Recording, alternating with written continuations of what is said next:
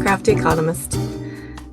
My first experience with sewing was when, or at least the first I can remember, was back in Girl Scouts, and we did a project. My mom was the Girl Scout leader.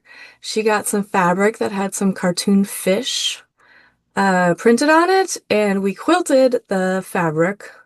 Picture's already there. We just sewed around the line of the picture.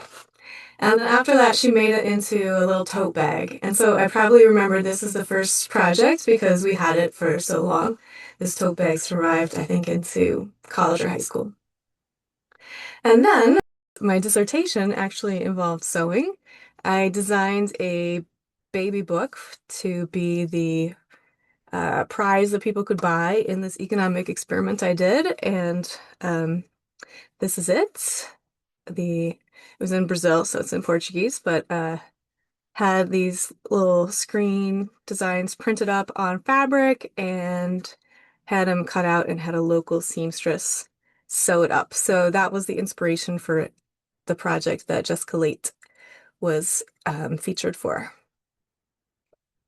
So how did the idea emerge for Sew Tell Me About Your Research, this series where we sew projects out of research results? So this came from posters, actually.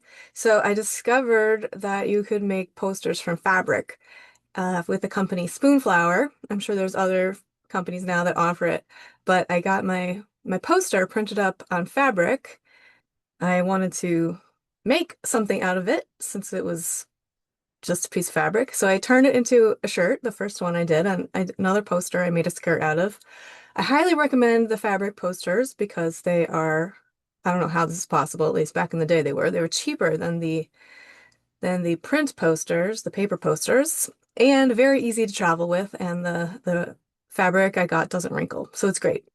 And then also, when I was cleaning out my notes from grad school, my notes that I never use, but so I kind of wanted to get rid of them, but I like my notes as well because, it's something I accomplished. And when I took my notes, I did them in color and such. So I took a bunch of pictures of my favorite, or at least, the most colorful pages of my notes and slapped them all together on into a design and printed that up and made that into a skirt too. So that's where this little nerdy sewing projects came from, originated. Additionally, so that's my sewing background, but my economics background is in families and developmental economics, and a lot of research on families and children is what I do. And so I think that's a nice tie-in because then it's home economics, which can mean what I research, but could also mean sewing. Furthermore, I knit. I knit at conferences. I started knitting during seminars in graduate school when, I was kind of antsy, either because I didn't understand what was going on in the seminars or because I was just not really into the talk. If I'm knitting at your talk, that doesn't mean not into it anymore. I just knit to focus now. So it's great. So I knit at conferences and it's fun to talk to other researchers about crafting and kind of lowers the intensity of discussion sometimes so you can talk about something that's not just research. So that's kind of what I thought this project could be about is bringing research into regular life and a conversation as a conversation piece. So these projects that I make have research on them, but you do not stare at the research to read them. That would be very strange and weird. But they do indicate some scientific study and some research. So they're meant to be taken out into the world and start conversations, either about the project being interesting and being crafty, or about the research you do, and have it not be, it's not like you're doing a PowerPoint for people, even though the project I am doing is based on a PowerPoint that I'm showing you this week. But first, what part of the research process do I experience as art? So I really enjoy graphs. I really like to make graphs and use all the colors and get the design right, get the font right, get the spacing right. Um, I really enjoy. the design of the spatial area of the graph.